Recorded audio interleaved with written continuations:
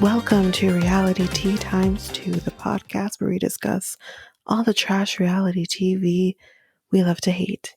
I'm Tanika, and I'm coming in early with 90 Day Fiancé, which means that Bachelorette will be early this week as well, taking advantage of the long weekend. So, we don't have any hot goss this week. Appears to be a pretty slow week.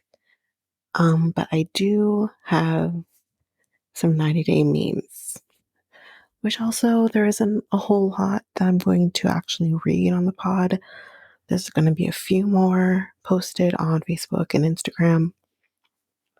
But yeah, we're going to do that first, and then we will jump right in to the episode. So, 90-day tweets around the world. Number 1. Who taught him how to gaslight before teaching him how to kiss? We'll get to that. Man's horrible. For those who know, that's about Nicola. Or I guess for those who don't know, it's about Nicola. Number 2. I know these cameramen were hollering listening to Tyray theorize that first Carmella was a prison pen pal, but now she's a prostitute whose pimp is making her write to him. And we'll get into that as well. My goodness. Number 3. When you have been watching too much Love After Lockup, which, guys, that is coming out soon. It's coming out in sometime in July. I'm not sure because we aren't covering it. But if anything fun and exciting happens on Love After Lockup, we'll do a quick little segment in a show about it because I do watch it. I love it. So we will maybe do like a quick little a quick little segment, I meant to say, about Love After Lockup once that comes out. Actually, Love During Lockup is coming out. Meme number 3. Jasmine told Liz that earlier in the day she heard Gino call her dog Coco a rat.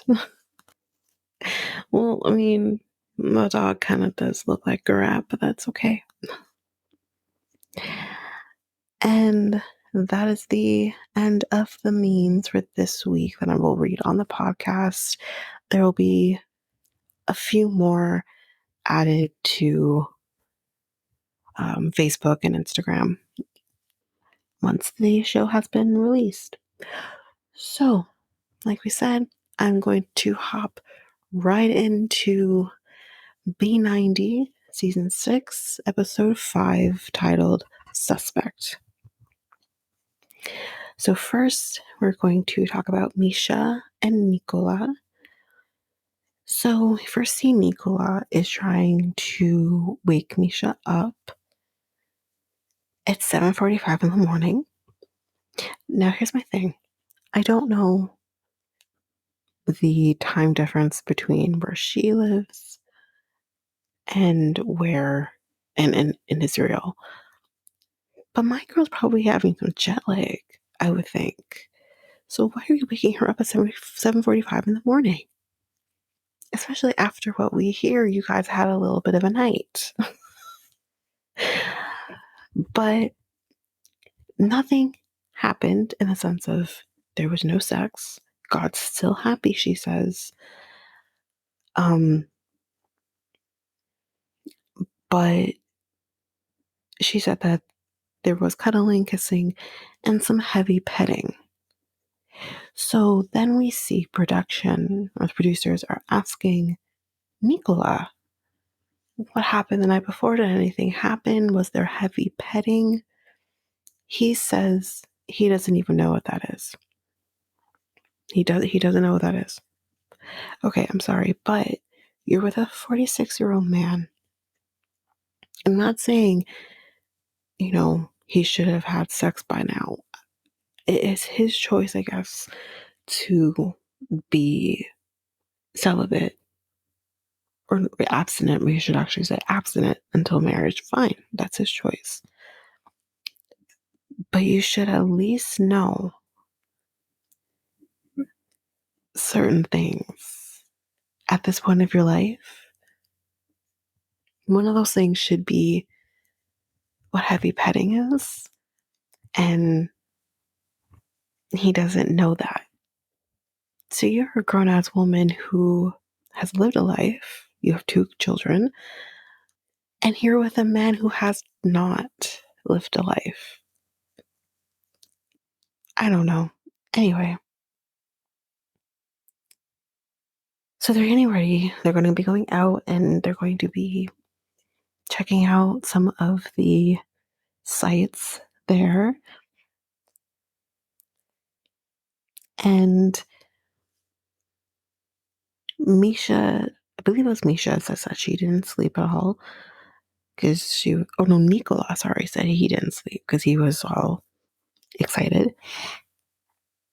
He said he's not used to being with a woman. Well, that ain't that for sure. Like, are you serious? That's not a shocker, sir. She says since post conversion, since her becoming Catholic, this is the first celibate relationship she's been in.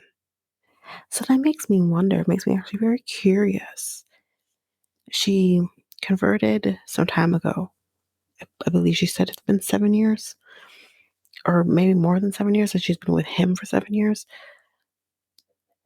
Has she been in relationships since then that she was not celibate in? So that makes me think, okay, you're not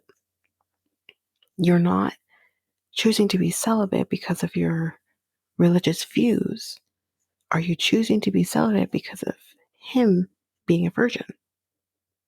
Makes you wonder. But again, that's her choice if that's what she wants to do.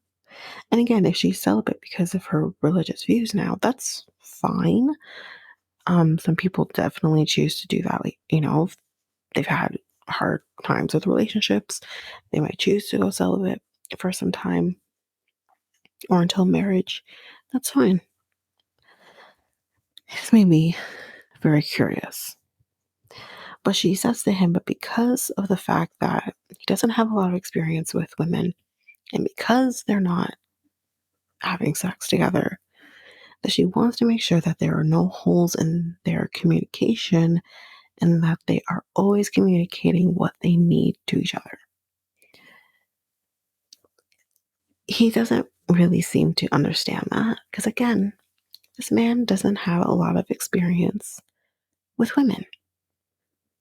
Sex aside, he has little experience with women and being in relationships with a woman. But he says, give him time. So 1 hour later,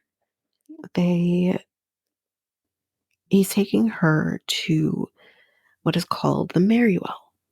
So I've never heard of this before, but makes sense. I guess there's something like this.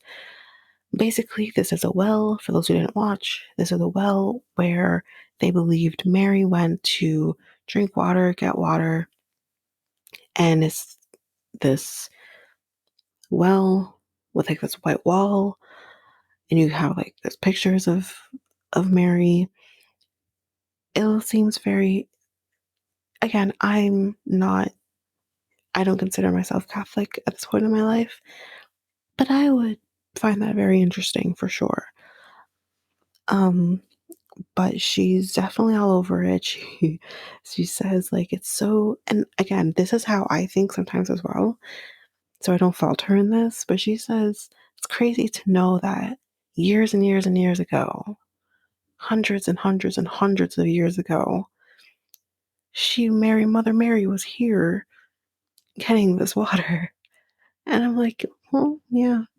So after going to the Marywell, they go get this drink that he considers famous, I guess, in Israel. And I said, tell us what it is, because it looks really good. I don't know if it's maybe like I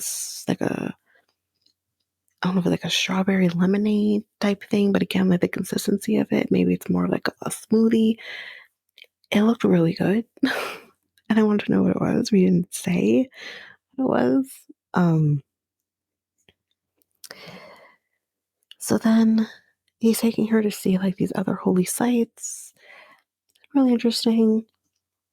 And then they sit down and she brings up meeting his family. And this is kind of where you can see, I wouldn't consider this part gaslighting. That kind of comes a little later. Um, I don't even know if you really consider that gaslighting, but he's dismissing her. And this is kind of where it begins. He basically says, like, I don't understand why you keep bringing up my family. Our relationship isn't about my family. This is between me and you, kind of thing.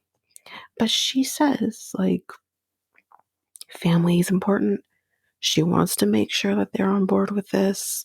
Because if they're not on board with this, like, that could definitely make things difficult for their marriage. He doesn't understand that. And it's confusing to me because as a man who classifies himself as Catholic, wouldn't you think that your family being included in your marriage is important? I'll get more into this in a minute. He tells us that he hasn't told his brothers that she's in Israel. She fully knows and expects that his mother doesn't know because she knows how his mother might feel about her having been married previously, having not be having children, and not being a virgin. So she knows all that, but is confused as to why his brothers don't even know. He says that one.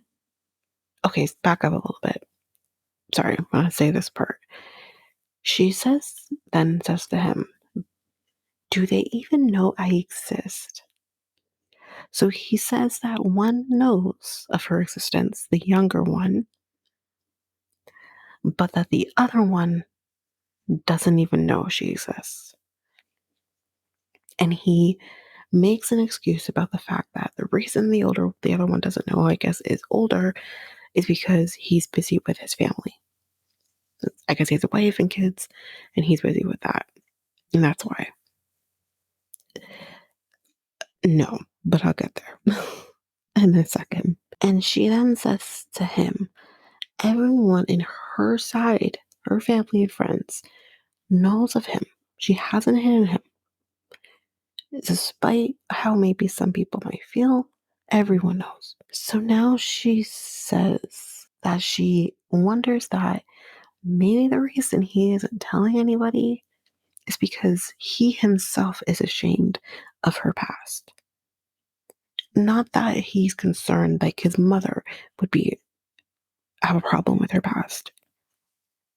And I say, Meisha, you're onto something here.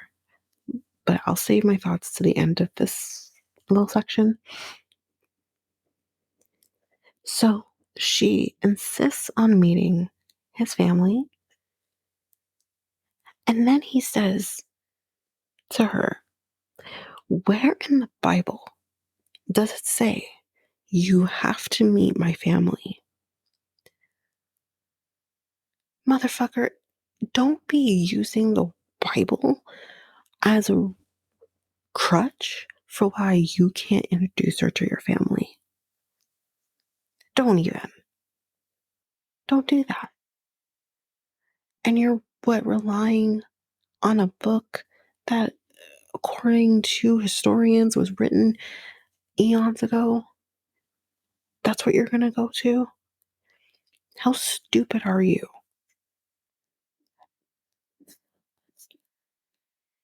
And then he starts laughing at her. He starts literally laughing at her. And she says, what is so funny? Why are you laughing? This isn't funny. And he says that he thinks it's funny that she keeps focusing on his family. I hate this man.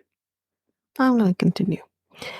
He believes, again, like I said before, believes that the marriage is between him and her. But then he does say to her, he will tell his brother, the one who doesn't even know about her existence. And then he makes a joke, a further joke, and says, and I'm going to put a big sign up in Nazareth telling everyone about you. Now, here's what I'm going to say. Yes, a marriage is between two people, in the literal sense. But you are marrying two families together. And they don't necessarily have to get along. They don't necessarily have to like each other. But there should be some respect for each other.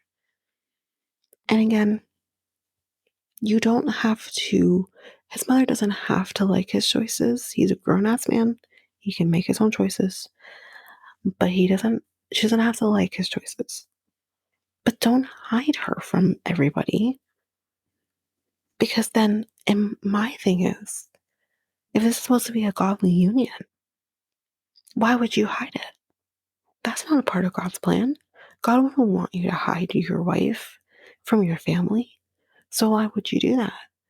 To me, it feels like you're more concerned about the church accepting her as an annulled person and annulling her marriage. You're more concerned about what the Catholic Church thinks, but you could give two shits what your family thinks. Those two things to me don't make sense. Why have one but not the other? This man has no business being with anyone. He just doesn't. His religious views aside, this man, I don't even know if I would go as far as call him narcissist, but there is some kind of, there's something going on in his head that is skewing his views on how to handle this. I really truly think that Meisha's onto something about him being ashamed of her. He is ashamed of you. He is ashamed of you. He's ashamed that you have two children. He's ashamed that you were married before and that it didn't work out. He's ashamed that you are a divorced woman. He's ashamed that you had some fun after your divorce. He's ashamed of all of that. And if you weren't a Catholic woman now and you didn't see two sons come out of the sky, he would have nothing to do with you. You wouldn't have been worthy for him. And that's gross to me. What I think this woman needs to do is she needs to run. She needs to get the hell out of there and get home to her children because this man isn't it. I really hope that's how this ends. But I am scared that this is not how it's going to end. But we'll see. So there's one more part with them. So after their long day of sightseeing and drinking this amazing looking juice, we see that they're back at the hotel and he says, it was a long day, he's tired, all that. And Meisha says that, yeah, they had a good day, but there was also some bad parts of their day. And obviously she's referring to their conversation. And she says, I don't want to rehash anything. But to me, this isn't a holiday. She has a purpose of being in Israel. And she thinks he is embarrassed by her. And he basically says, I'm not embarrassed by you. Why would you say that, Meisha? Stop saying I'm embarrassed. You are embarrassed by her. You don't even have the wherewithal to realize, though, that you're embarrassed by her, but you are embarrassed by her. And instead of you just coming out and saying it, you find ways of making it her fault for feeling the way she's feeling. Anyway, he says that he didn't think it would be like drama between them when she was in Israel. He says that he then says that she should go to sleep. You wanna know why he says she should go to sleep? He says she should go to sleep because she is talking nonsense. Now, this is what the meme was talking about in terms of the gaslighting situation. Again, I don't know if I would classify this as gaslighting. Maybe a little touch of it, but well, maybe in a sense there is some gaslighting happening here because he is, like I said before, blaming her for feeling the way she does. So I guess in a sense he is gaslighting her, but he's just a little more direct about it than maybe, a more traditional gaslighter would do. He would talk circles. He's actually not even talking circles. He's just saying, you're dumb. Just right there and out there.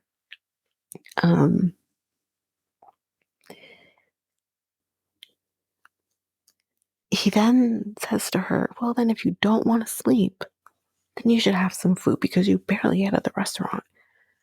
Maybe you're getting so hungry that you're just talking nonsense. So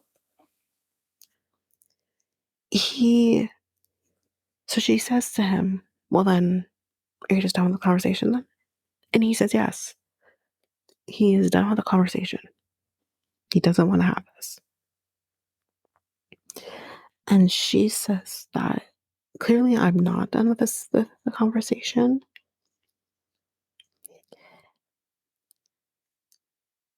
And then he says to her, the problem is though, is that you're never done with the conversation. He tells her she is, and this is what I've said before, that she is most cute when she is mute. Okay.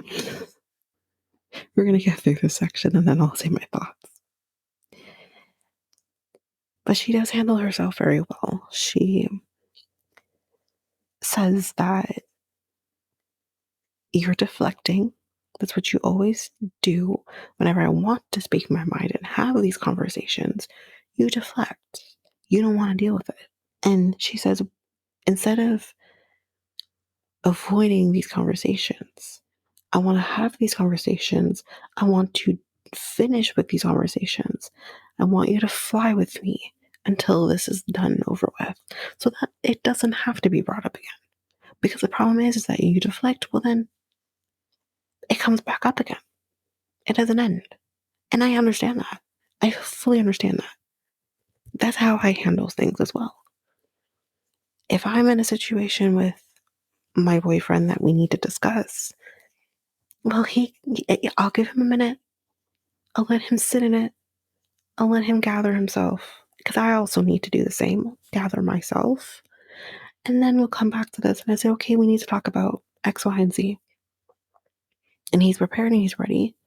Maybe sometimes he'll say, I don't want to deal with this right now. Okay, fine. I'll give you a little more time, but we will be dealing with this and it will be done so we can move on past this. Sometimes we have an issue with this, but it happens. You typically what happens. And it's dealt with, it's done so that I can move on and stop thinking about it and he can move on and stop thinking about it. The difference is 9 times out of 10, he's a better communicator. And he has more experience with women than this 46-year-old man does. And he's nowhere near that age. So,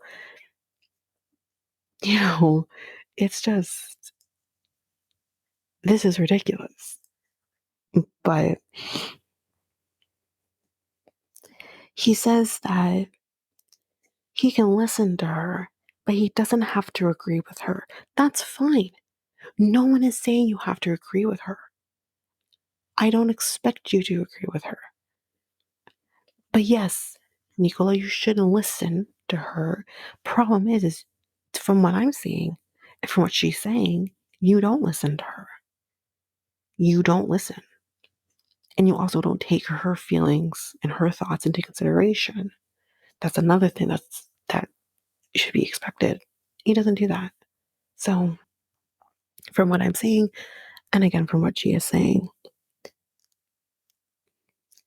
he says that they argue, but he didn't expect it to happen in person. Why? Why would you not expect that in person? Again, this goes to show his emotional maturity isn't there. Why would you argue over the phone but then not argue in person? Arguing is normal. That's a normal thing in a relationship. But you expect that wouldn't happen? You haven't changed as a person from text to in person. I'm assuming she hasn't changed from online to in person. So why wouldn't you expect that? It was the weirdest comment that he made. Actually, this was the weirdest comment. Um, he then says, and this was the biggest issue I had, and I feel like she doesn't even know what she's getting herself into. I feel like this is the quiet part that he just now happened to say out loud. He then says to her, he is the man, and a woman can't control the man. Um, and again, he said this in the moment. He didn't say this to her. And I'm thinking to myself, okay, no one really should control anybody. But with this comment that he made, it makes me think, okay, so she can't control you, but you think you can control her? There should be no control happening. There should be mutual respect. And again, if a woman is with a man who she knows is the more dominant person and she is expected to be submissive and she is well aware of that, okay, fine. That's your decision. If that's what you want to do, that's not for me. But if that's what you want to do, that's fine.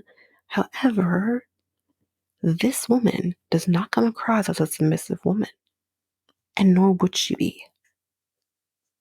Just because she is a Catholic now doesn't mean she's going to be submissive to her husband. Those two things are not, they don't go together. Again, like I said, I will leave my thoughts to the end of this segment because I have thoughts, but I'll keep it limited. I don't want to go forever on these people.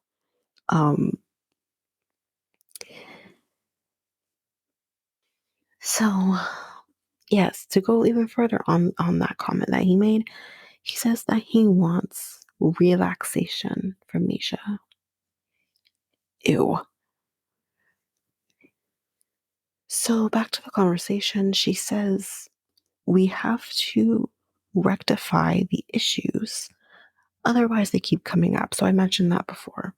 She says, if you are just agreeing, because he kind of says, back up a little bit, he kind of says, okay, Meisha, fine, we'll do it your way kind of thing.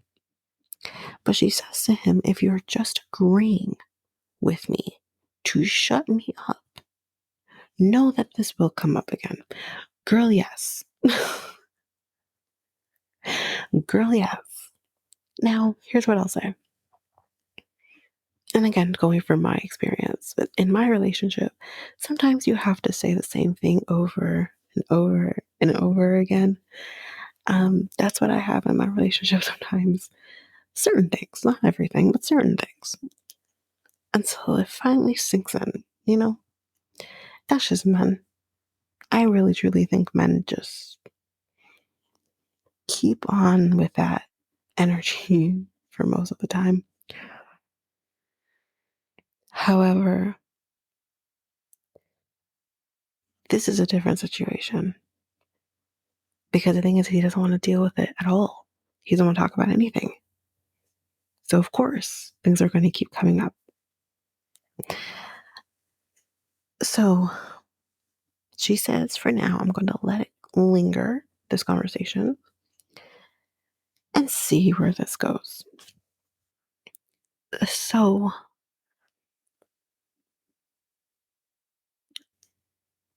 here's my thing. This man is a misogynist. This man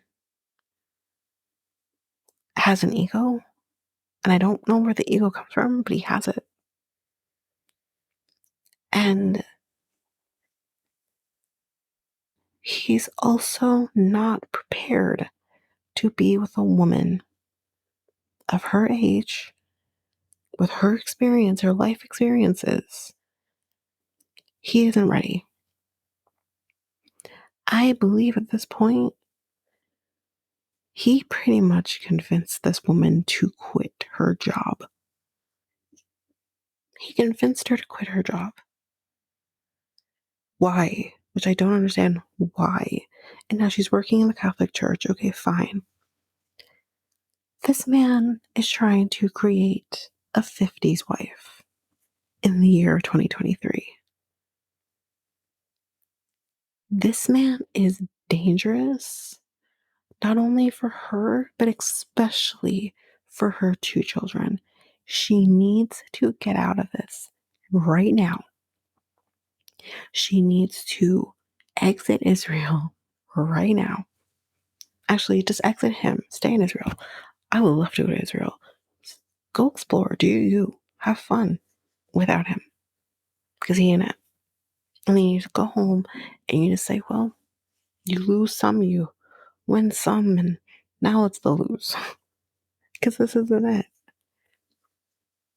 I'm scared for her, and I am more so I'm scared for her daughters, for her 2 daughters who are at a point in life where they are going to explore their life and they're going to explore boys.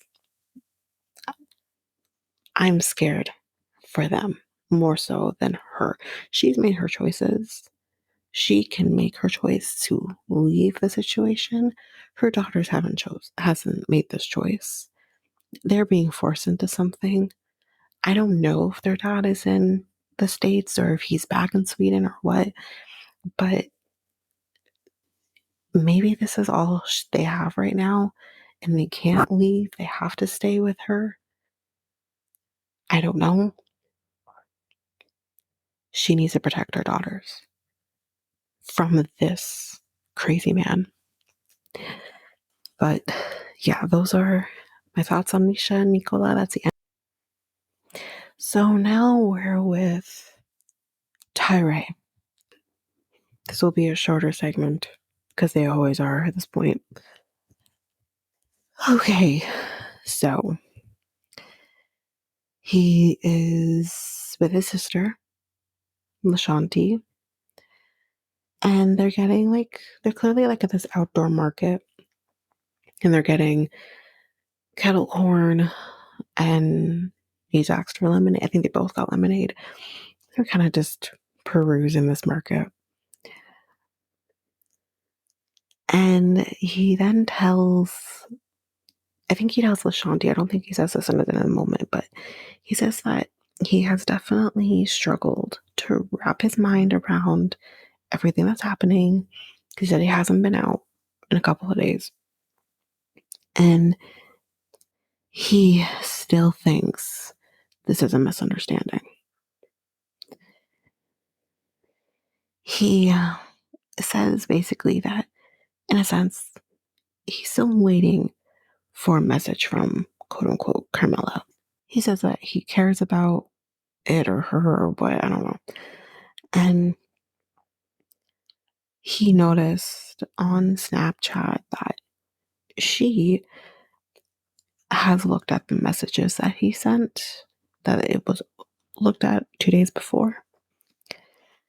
And y'all, he still has hope. I have no hope that you're going to get anything through this man. Anyway, he thinks she might be in prison. Oh my God. And that now she's out and her husband found out. What? Because he says, like, when you're in prison, sometimes you need a pen pal.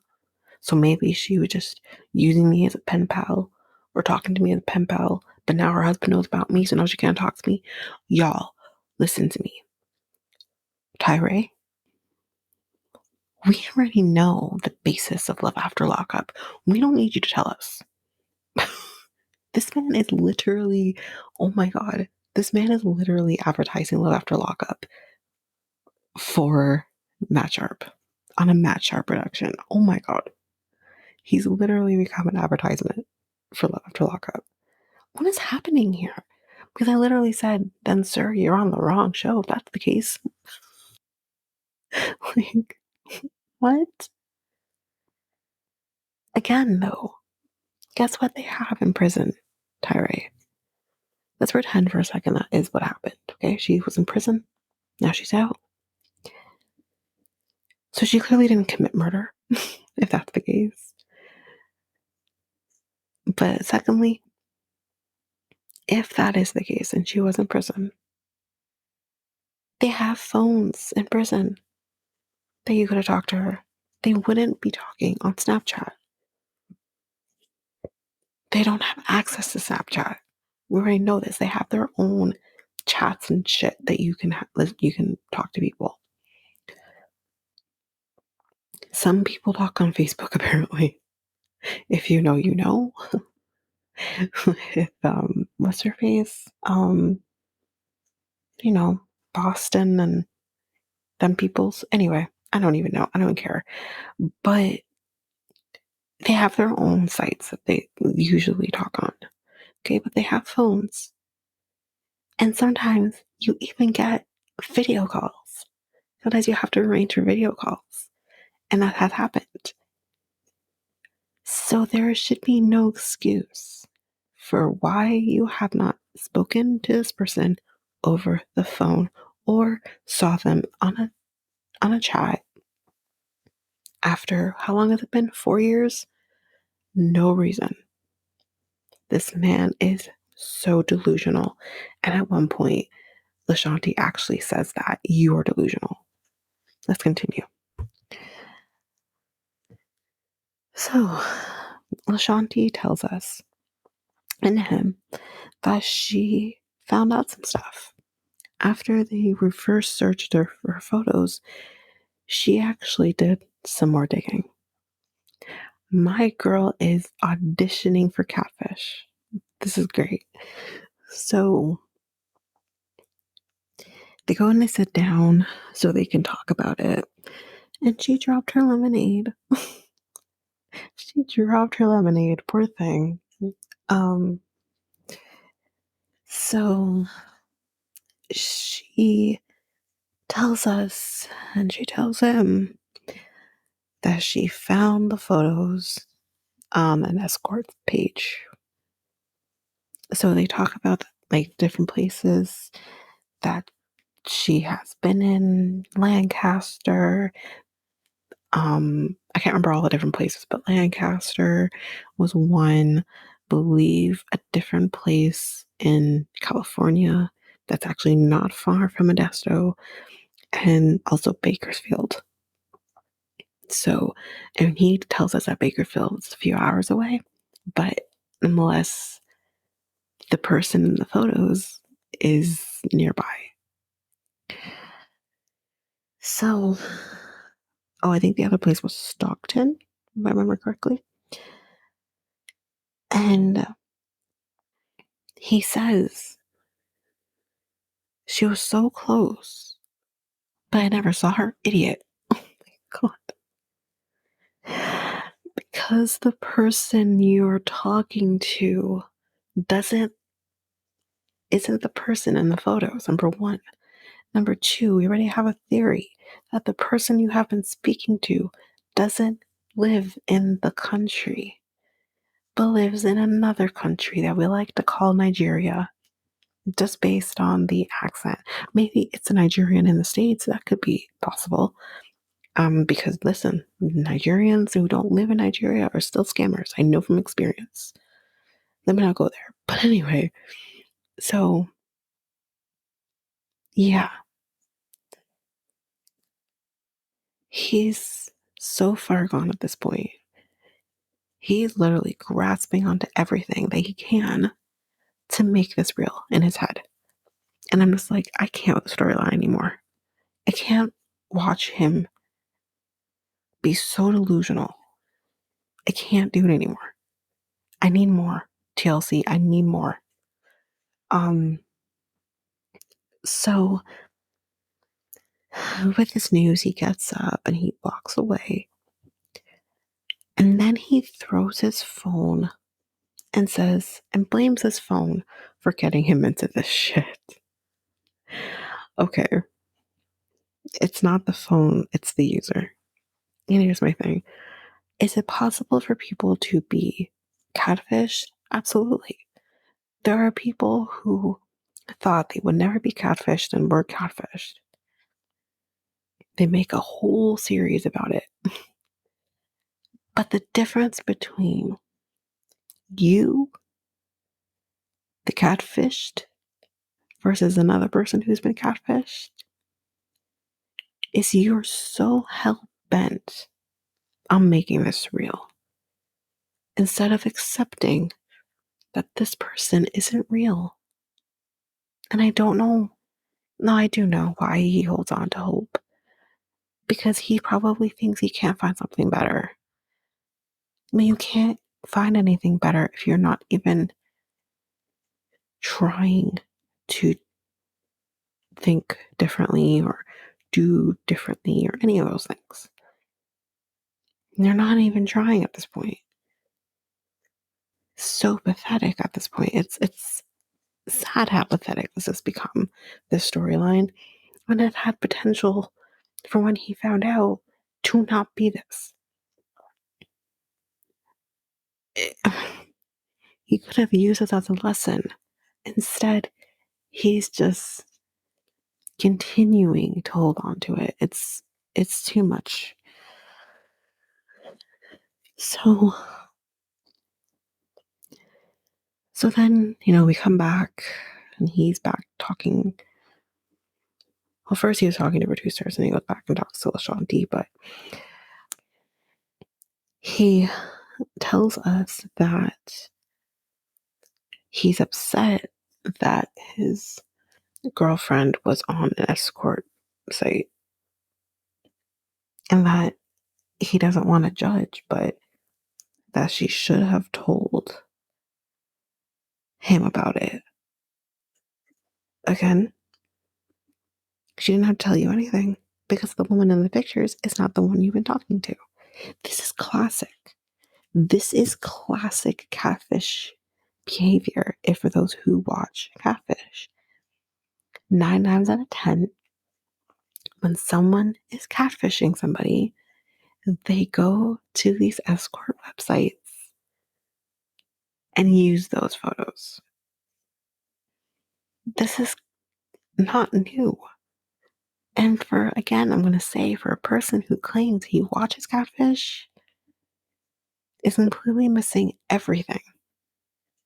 Again, TLC, can we get Neve and Cammy on the scene?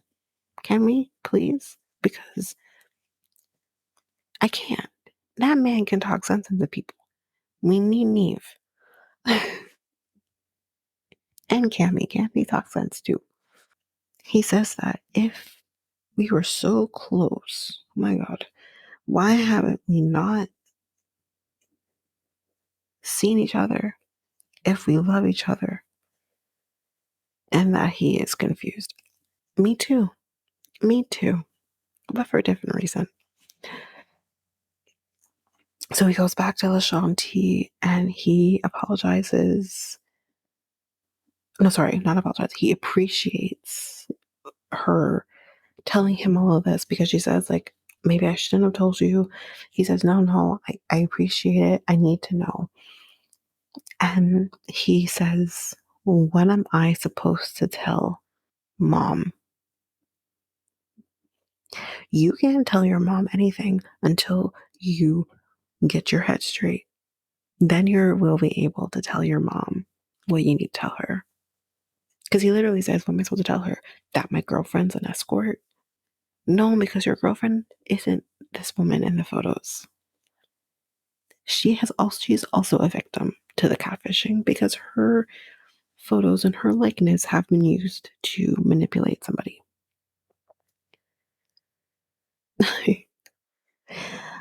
um so his sister kind of goes in off to the side and talks to producers and kind of says like she doesn't know what more to do to make him realize this woman is not real. And I said at this point, this girl's ready to throw in the towel. Like, she's doing the most, and this man is not getting it.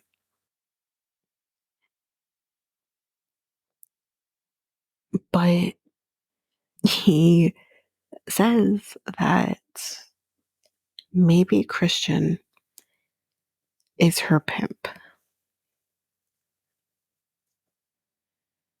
What the actual fuck am I being told right now? Christian is her pimp? No, Christian. Anyway, so, which I can't actually remember if I mentioned before, but there was a phone number on the website. And before he walked away, LaShanti asked, do you want to contact her? Because I think she's hoping if we contact her, then maybe she can knock some sense into you and say, that's not me. Right? So, but he walks away because he's frustrated. But then he comes back, obviously, and he says, send me the number. So she texts the number to him and he calls it and no one answers.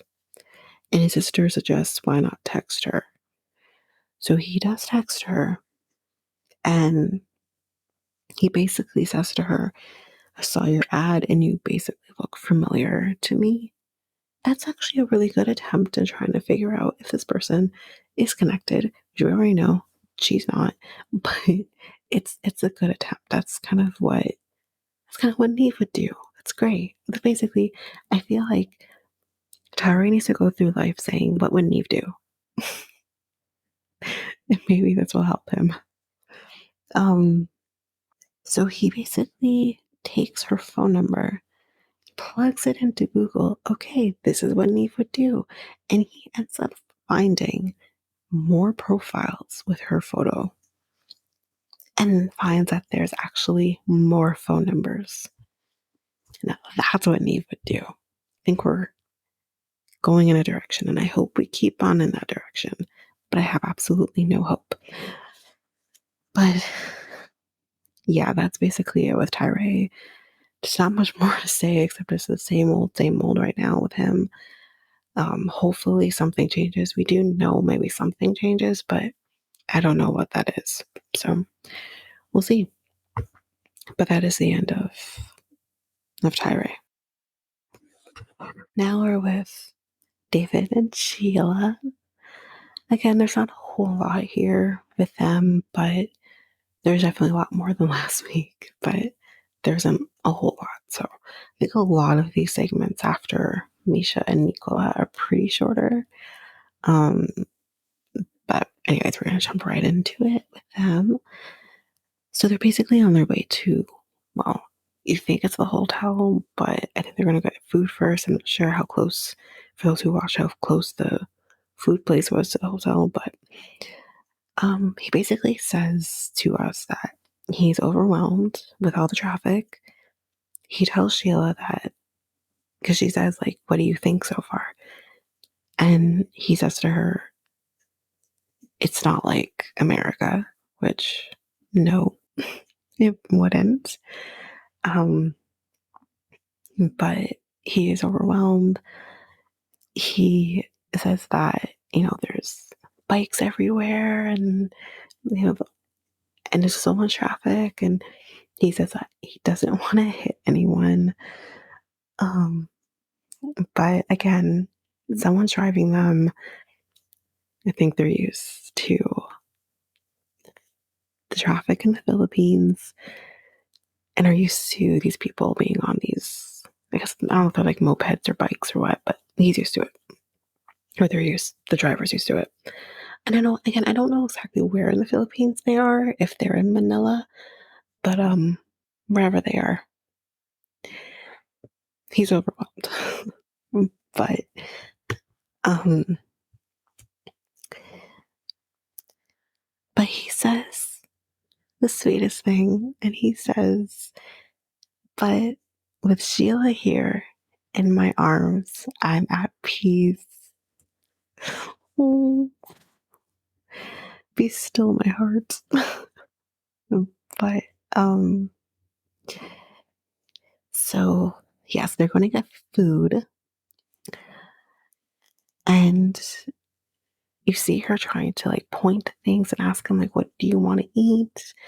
And because she is so short, and like the sign above the counter is so high up, she actually climbs on top of the table and points to things in order to communicate with him as to what he wants to eat. And I thought that was maybe probably the only thing she could do. That was really good, and it helped because he was able to say, yes, no, or whatever. It worked. But the guy behind the counter has this look of astonishment on his face, being like, what is happening? Why are you climbing on the table? Why are you pointing to things? Like, he doesn't seem to understand. But just go with it, guy. Just go with it. So after they figure out what they're going to eat, he actually like helps her, carries her off the table. So sweet. That's the only thing he could have done, but it's so sweet. So they order their food, they go sit down, they wait for the food to get ready. And he basically says like the conditions of the restaurant are really bad. He says if he walked into a restaurant like this in the States, he probably wouldn't have eaten there. But he does say the right thing somewhat by saying, but I'm going to keep an open mind about it because I'm really hungry. And I said, ooh, halfway there. Because again, like I've mentioned before, I live in Canada. And I think we definitely take for granted that we can walk into a restaurant that is maybe a little better looking in terms of condition of the restaurant or whatnot. I'm not saying that there isn't better looking restaurants in the Philippines. We've seen it, like with Big Pred and Rose, whatever restaurant they went into looked nothing like this place. It looked very clean, very nice. So I'm not saying that. But I think that for some, maybe some parts of Philippines, I don't know. But I think that maybe this is the best that it gets, and doesn't mean the place isn't clean and that the food isn't prepared properly or anything like that. I think we take that for granted. So he kind of went into that like, I wouldn't walk into a place like this in the States. But he'll settle because he's hungry. And I'm like, well, but it's okay. I like David. It's fine. But I will call him out if I need to, despite me liking him. So then he tells Sheila that he needs to use the bathroom, and my girl announces, but I think because the guy doesn't speak English, but she literally announces, "Oh, you gotta pee," and she says to the guy, "Do you have a bathroom?" And I guess the bathroom is locked. I don't know why it's locked, but whatever. It's locked. And he tries to unlock the door and it won't open. And David says, oh, the bathroom is broken. And before I go into the rest of this, I have to say, what does the guy do that works there? What do you do? Do you do what David's about to do and then not wash your hands? And then, ooh, okay, I can't go into it. I'm sorry, I can't go there. But I'm just, what do you do? You're working there. Don't you need to use the bathroom at some point as well? But anyway, so Sheila says, okay, let's find somewhere that you can use the bathroom.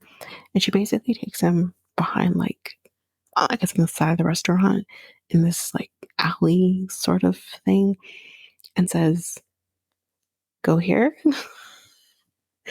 Because, well, sir, you're a man and you can just whip it out and pee. And so he whips it out and he pees. And I'm like, my God, the cameras are watching him, but they kind of darkened a little bit and more focused on Sheila. But then it refocused back on David before he was done, but it was real weird. So he says,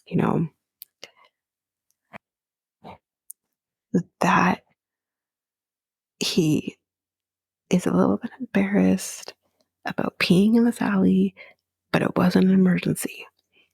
And he says he really had to go pee, but pooping is a different story.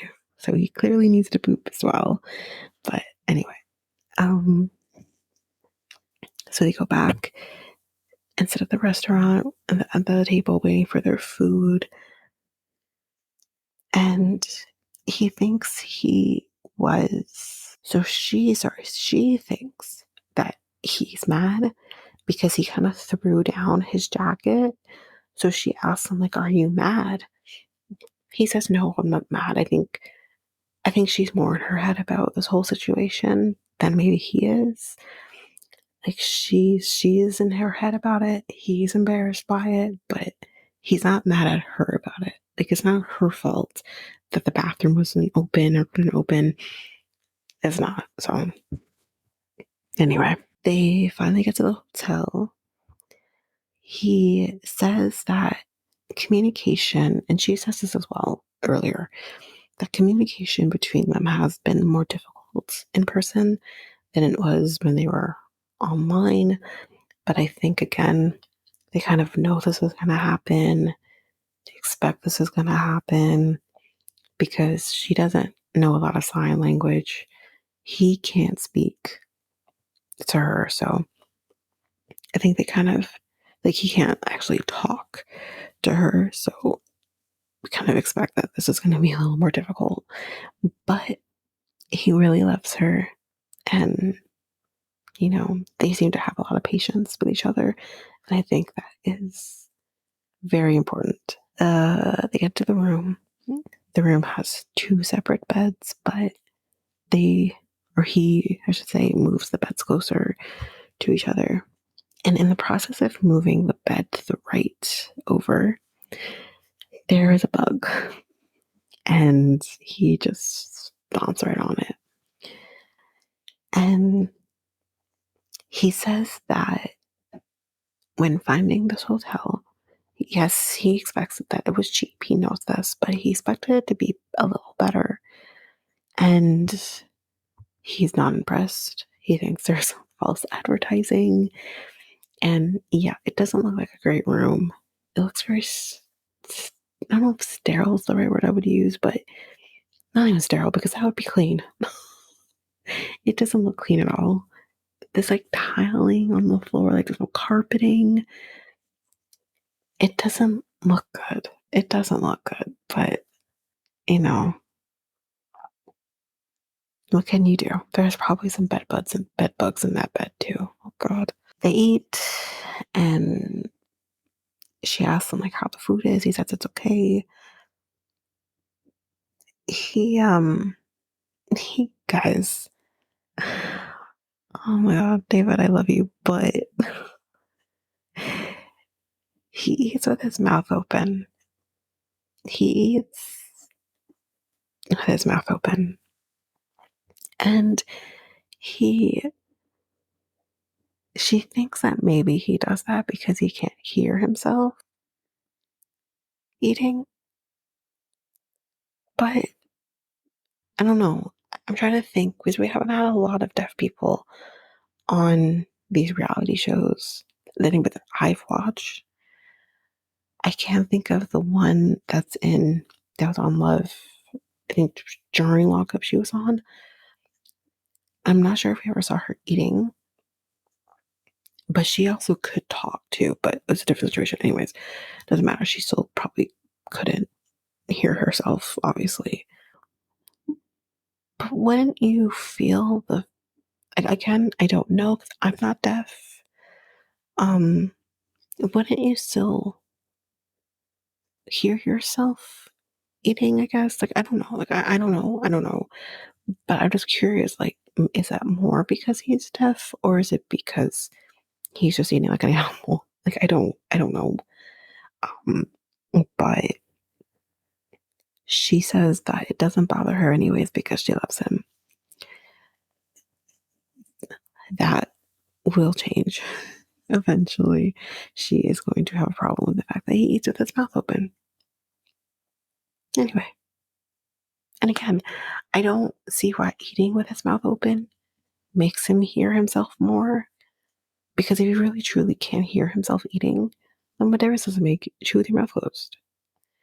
I have problems. I don't like a lot of mouth noises, and my biggest pet peeve is the eating with your mouth open because I can hear everything, and I don't like it. So I immediately zeroed in on that when I heard it. I'm like, wait. I didn't like it, but that's me. That's just me. But anyway, um, so she goes to change her clothes, and she again talks about the fact that she's never been with a person who's deaf, and but she is hoping for good intimacy when it comes to sex. Um, and you see them getting into bed. They kind of have like a little bit of an awkward moment with each other, but eventually they figure it out. They are able to start cuddling, and he's kissing her forehead, and he tells us that he hasn't had sex in 3 years and that he has been waiting for her. So here we go. It's great. That's basically it with David and Sheila. I I think everything's gonna be fine. But um yeah, that's it. I have nothing else about David and Sheila. So next we have Jasmine and Gino. So this is a little bit longer, but again, not as long as Meisha and Nicola. But so we first see Gino. We see Gino walk into a bar, and he talks to the bartender, and he asks the bartender if she speaks English, and she does. And he basically just asks for like a light beer, and she gives him a beer, and it looked good, by the way. But yeah, so he's drinking his beer, and he tells us that he has only been there for 2 days. My God. And that he was kicked out. This is going to come back because I have a comment about this because I'm confused. Um, so he says that she has said hurtful things to him. And yes, she definitely has said hurtful things to him. There's no denying that. However, you also said something to her. As weird as it sounded, you told her that she was the worst sexual person ever.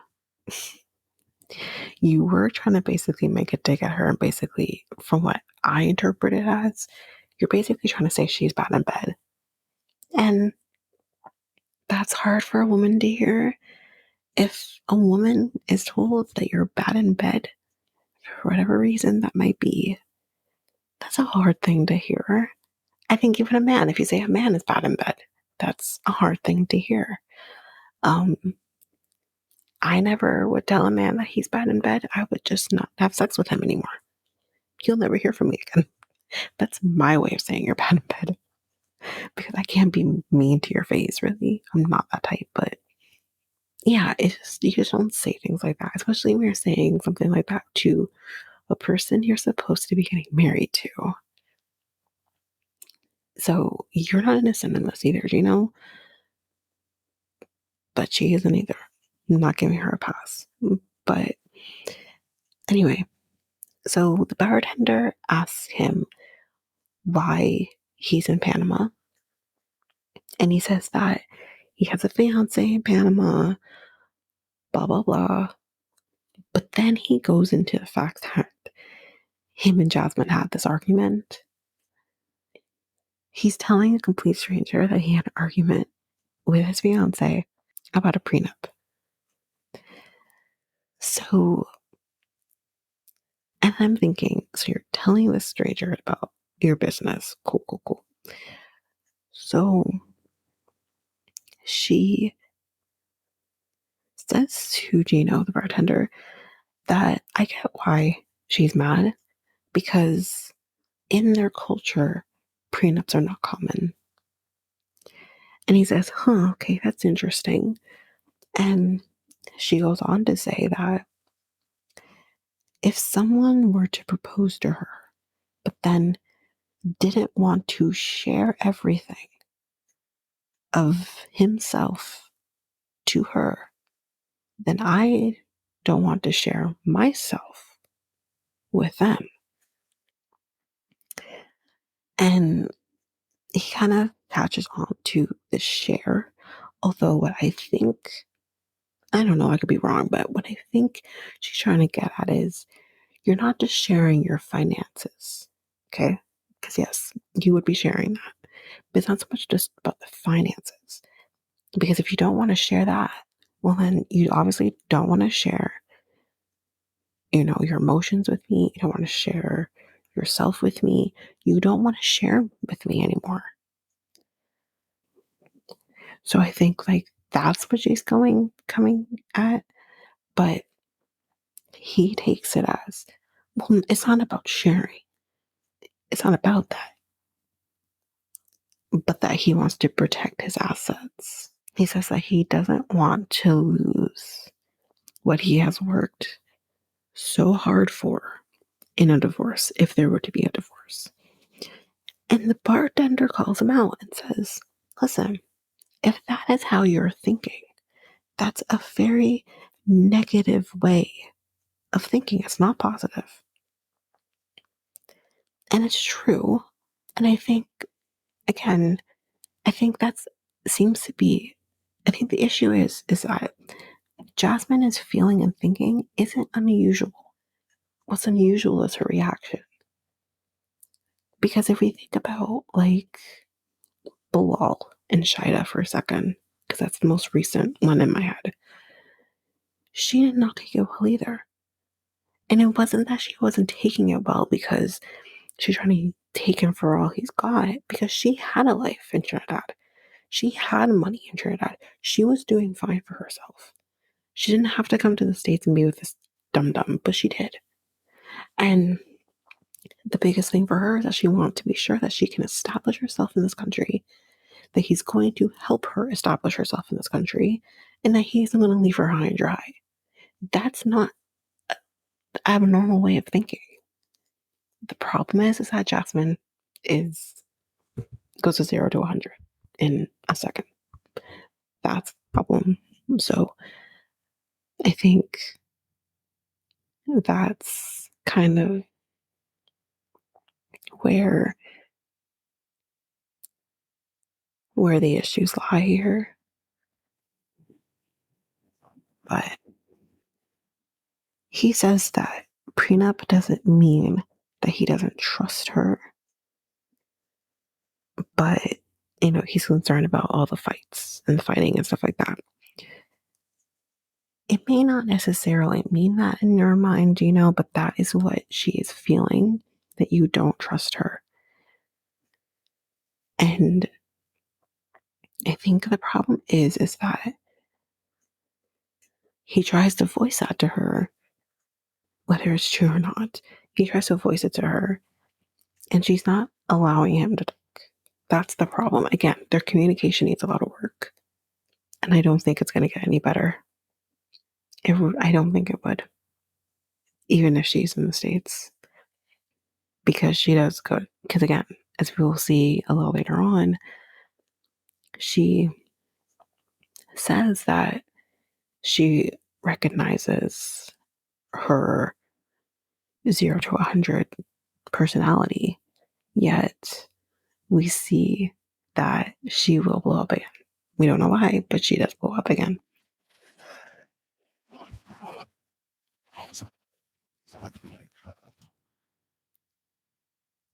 Now we're with Jasmine and her sister. And she is talking to her sister about this whole situation with Gino. And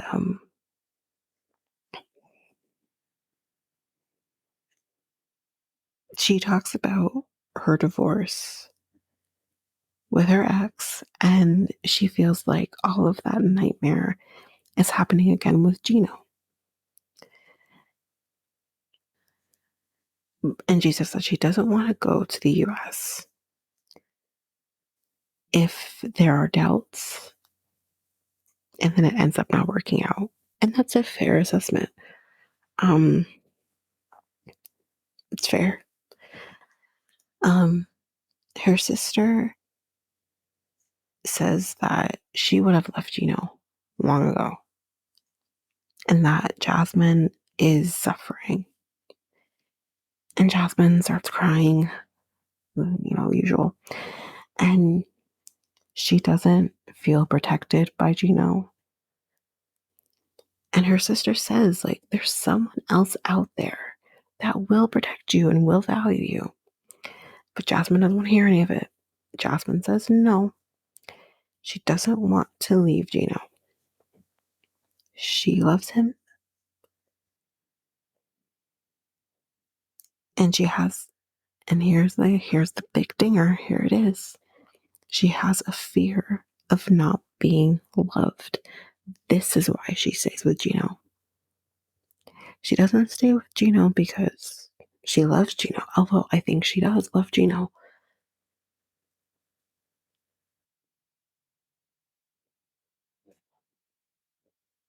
But she stays with Gino because she thinks that this is the best she'll get. Because no other man wants to deal with her.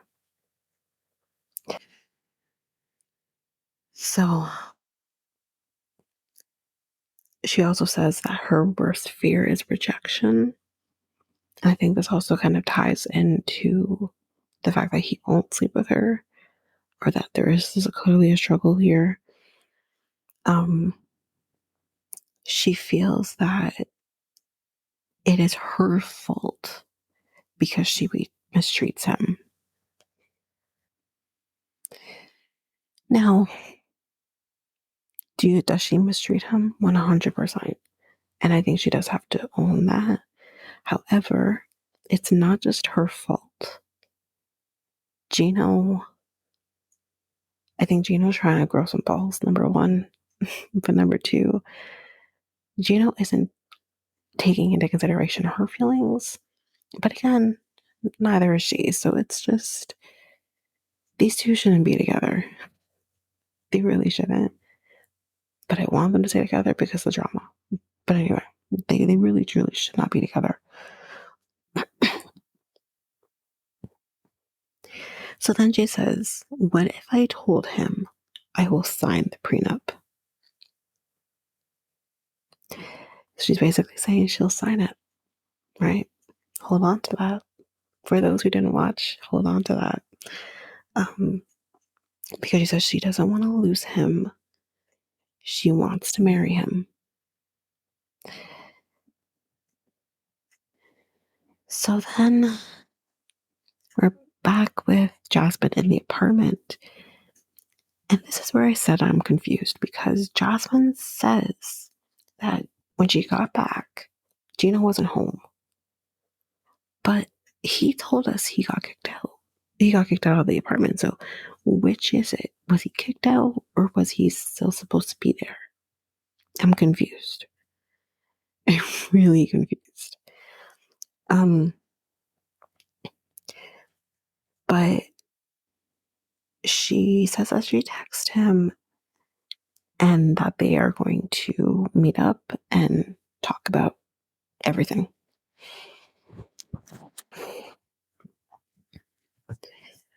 So we see Gino is sitting there waiting for her. He says that he's nervous because he feels like he's between a rock and a hard place when it comes to this prenup. He says that he needs to stand up for himself. This is what I mean by he's trying to grow some balls, but anyway. So she gets there and she sits down and he tells her that she looks very nice. And she says that he also looks very nice. But she also hesitated before she said it. So she starts off by saying that she was sorry about how she acted. She says that her worst trait is getting when she gets mad, she attacks. And he ends up saying to her that he put more thought into the prenup. And he says that he is just going to give up, or he might give up on the prenup. And he says that he doesn't want to lose her. So she doesn't want to lose him and would have signed it. And he doesn't want to lose her and says, forget it. Okay. So he says that maybe the fighting is because of some cultural differences. So he's basically taking into account what the bartender told him and think, okay, maybe this is just not the regular way of doing things. And she isn't quite understanding because this isn't a normal thing here. So maybe I need to drop this. So, you can always do a post-nup, but no one is obligated to sign a post-nup once you're married. Again, no one's really obligated to sign a prenup either, but once, you don't have to sign a post-nup. So, so he says, maybe she can stop saying hurtful things because the things she said hurt him, bringing up the ex and all that. And he says that he still loves her. And she asks for a kiss and they kiss and whatever. So then their food comes and he says, so she says in the moment that she would have signed it, but she chose to keep her mouth shut and let him talk first. So it benefited her. So anyway, you think all's going to go well. They're in a happy place. But wait, there's more. Jasmine basically asks him, how would you feel about signing a will? And he says, or she says, just in case you die. And he says, we haven't even got married yet, and you're thinking about my death. And I said, fair. That's a fair assessment.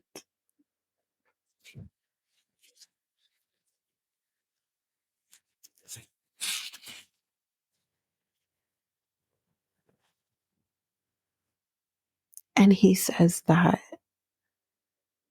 if I die, you will be with my family. And she says, you mean the family that hates me? And She says, like, they don't like me. And I said, they will screw with her. So here's my thing. Here's my assessment here. I think that, and again, for those who don't know much about wills and estates, and again, I'm coming from a Canadian perspective, if you sign a will, it's not foolproof. Although, as far as I know, I don't think Gino has children. So I don't think there's going to be much of a fight. But just because there is a will doesn't mean that a family member can't fight it. But again, I don't know how that works when there's a fiance. This is pre-marriage. I think in his case, if he has siblings, it will go to the siblings. Like basically, here it goes. If there's not a will, it goes through. I can't remember the term now that it would go through pro something. I don't work in wills, and it's been a while since I learned this, but it goes through a system of if you have a wife, it goes to the wife. If you have kids, it goes to the kids.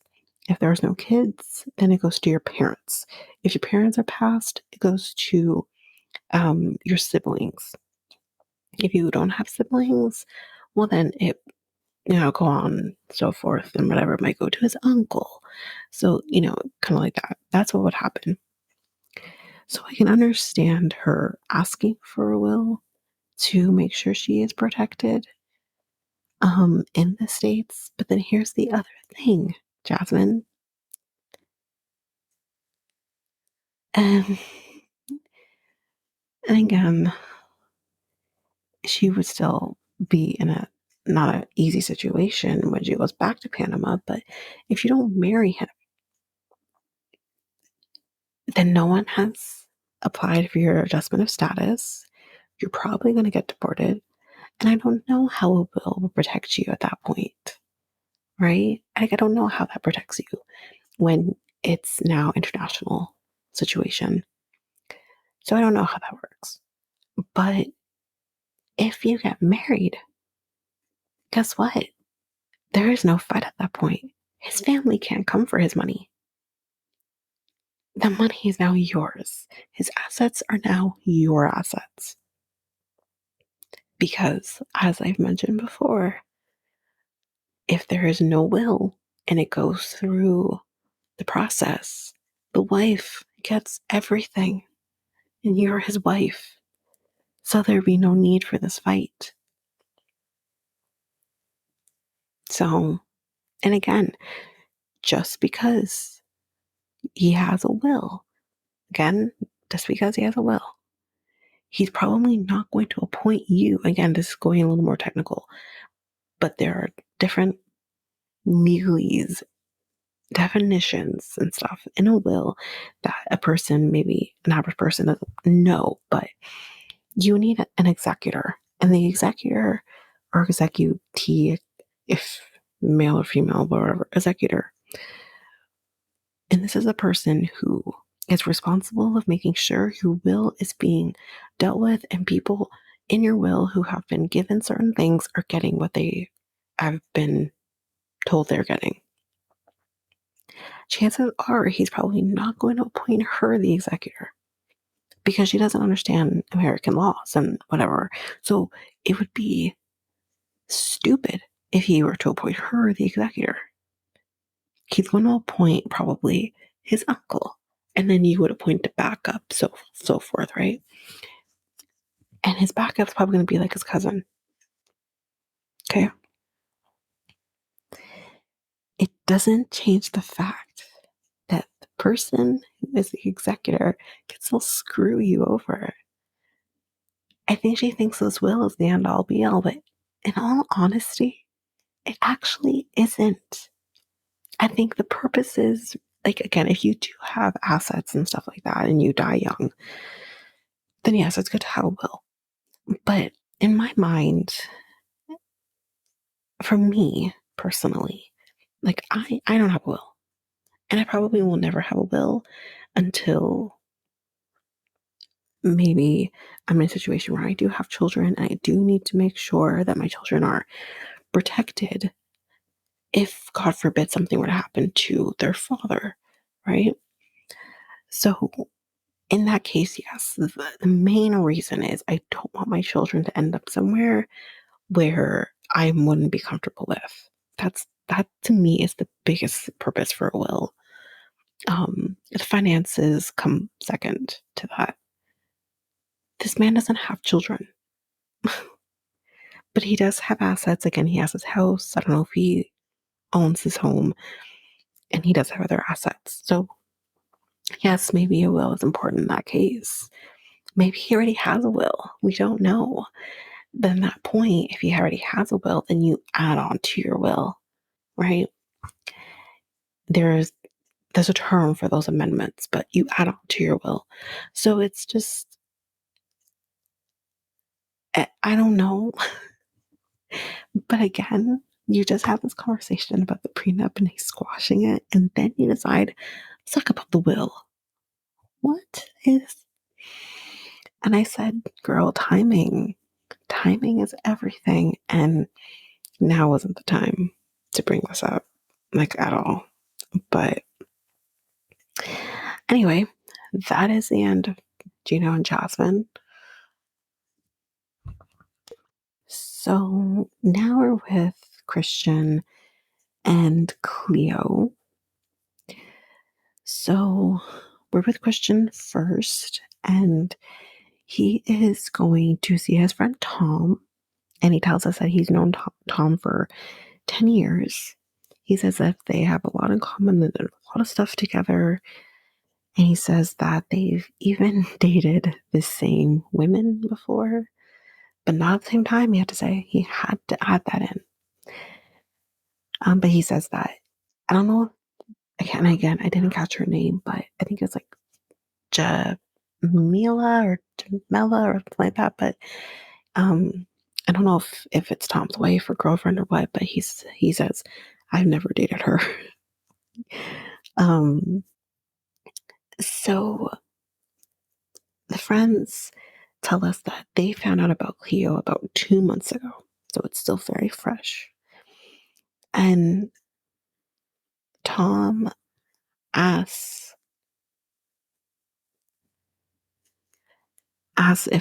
if Christian's family knows that Cleo is trans. And he says that he didn't want to tell them at first. He wanted to keep it to himself. But now his parents found out 2 days before because he clearly told a different family member who then told somebody else, and that person told somebody else, and then it got to his parents. And I thought, oh, so like a Jamaican family. There are no secrets in a Jamaican family. You literally have to say something to somebody and say, don't tell nobody. That is the only way that there are secrets in a Jamaican family. Otherwise. Um, so, so he tells Tom, and then he also tells us in the moment that his family was very confused and they didn't take it well, and that they were also very antagonistic and also saying hurtful things about, for example, that Cleo is pretending to be a woman and all that.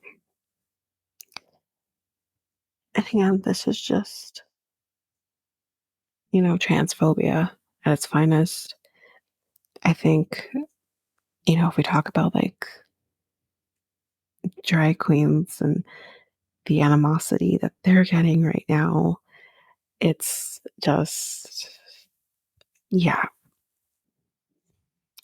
yeah. So he says that he is mad that they didn't accept it. I don't want to say how he should feel, but usually mad or anger roots to a different emotion. I think he is also, what he didn't say is that he's also very disappointed in his family, and not accepting him and Cleo and their relationship. And he says that he expected that they would accept. And I wonder why he thought that. Um, I think you have a hope and even downright an expectation that someone should accept someone for who they are. But I wonder why he thought they would, because Tom says he's not surprised, but Christian is surprised. So it's interesting that we have these two different people who I think Tom knows his family fairly well, and why Tom thought they wouldn't, but Christian did. It was confusing. But again, he knows his family. So I don't know. Or maybe he doesn't, actually. So he says that if he needs to, he will disassociate with his family.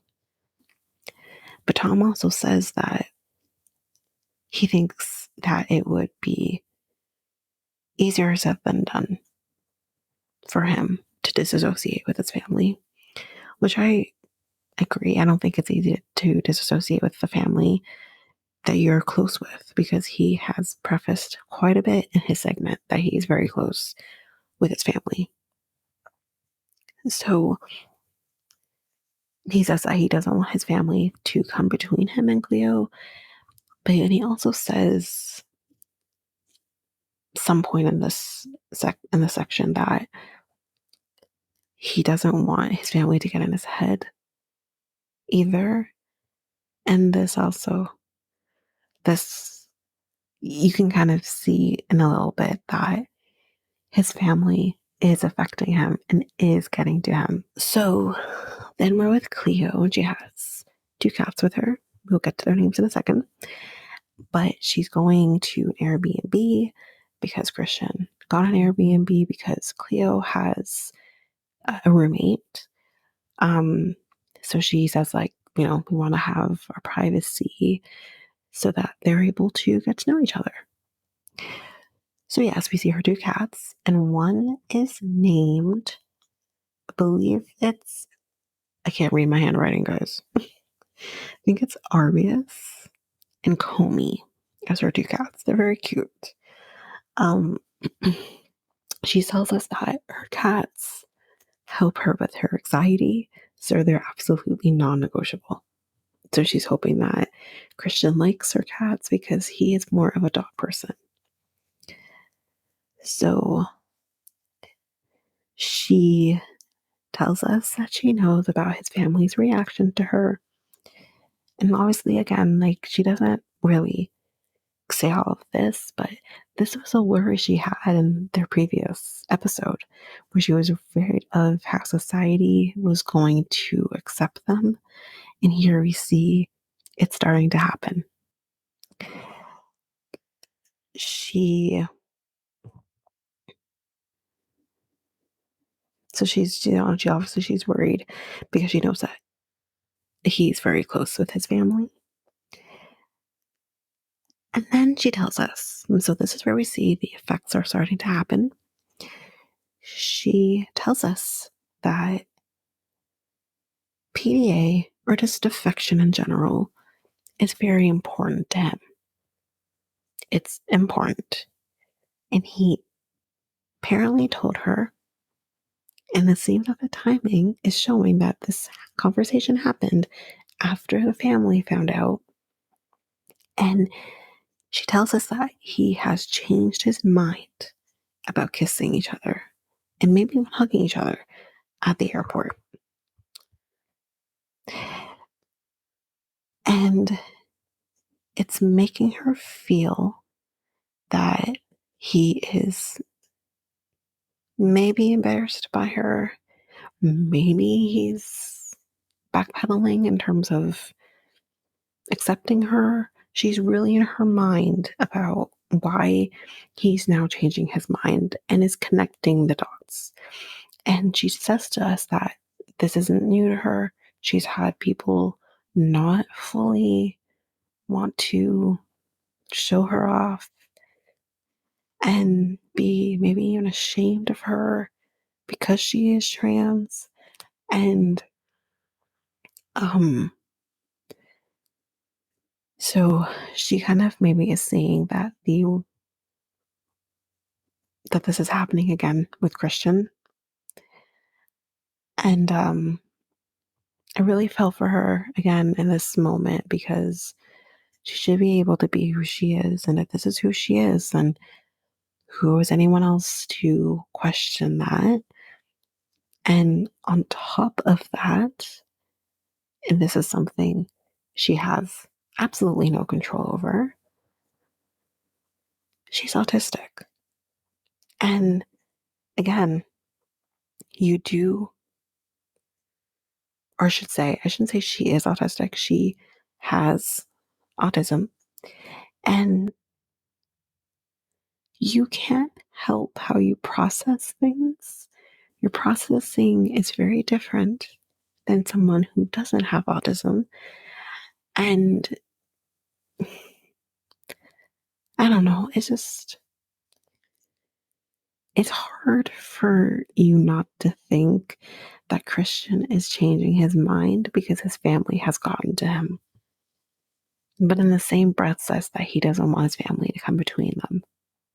Well, pick a lane and stay in it, because you are just going all over the place with how you want her to, well, not so much her, how you are now processing your relationship with Cleo. So then we are back with Christian, and he's getting ready to go to the airport. And he tells us that he has mixed emotions because of his family. Because on one hand, he's excited to see her, but then on the other hand, he is nervous because of his family. So again, you're basically letting him win.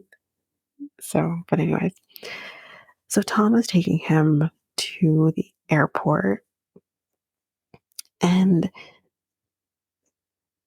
he's saying, because Tom says, like, are you excited to see her and hug her and kiss her? And like, this is a friend he needs to hold on to. This guy's great, not like the other ones. So, he says that he tells Tom that there's not going to be any PDA for their first meeting.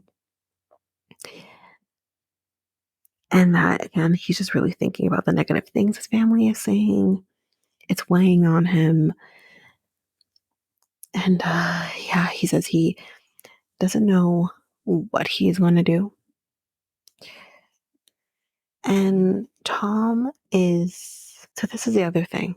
This goes to show that this is not a typical thing for Christian, because Tom says that he's actually shocked.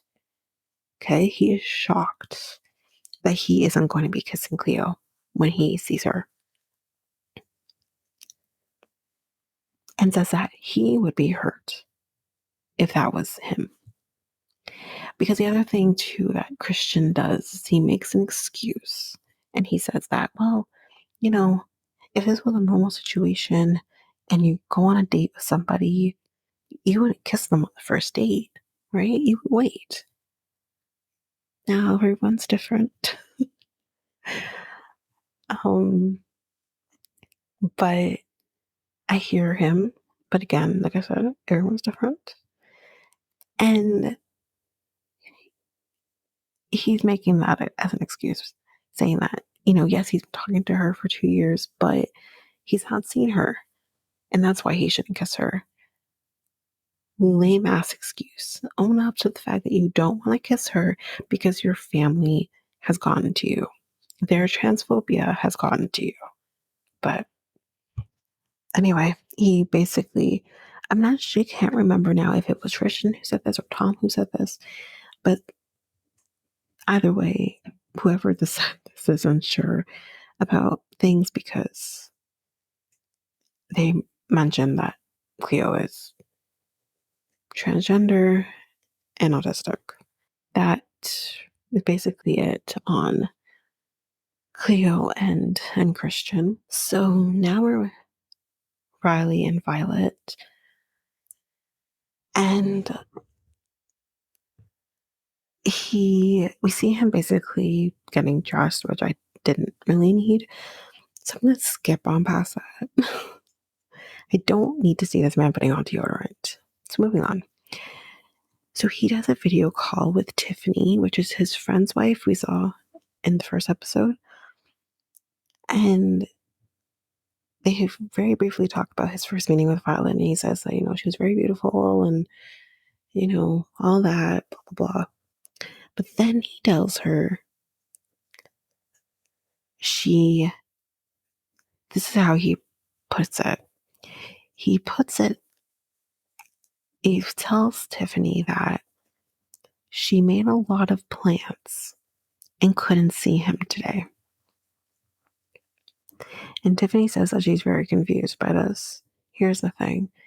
Riley, you're changing the narrative because she literally told you she had meetings and she had to go to work. That's not her making plans. That she literally can't get out of her job. That's not the same thing. However, what I will give Riley is there's some weirdness here. So I will get to that in a second. So Tiffany says, she should be spending time with you and tells him, don't be a wuss and don't get caught up in the beauty or the booty. And he literally says, it's a nice booty though. Like, oh my God. Because anyway, she says, like, why aren't you spending time with her?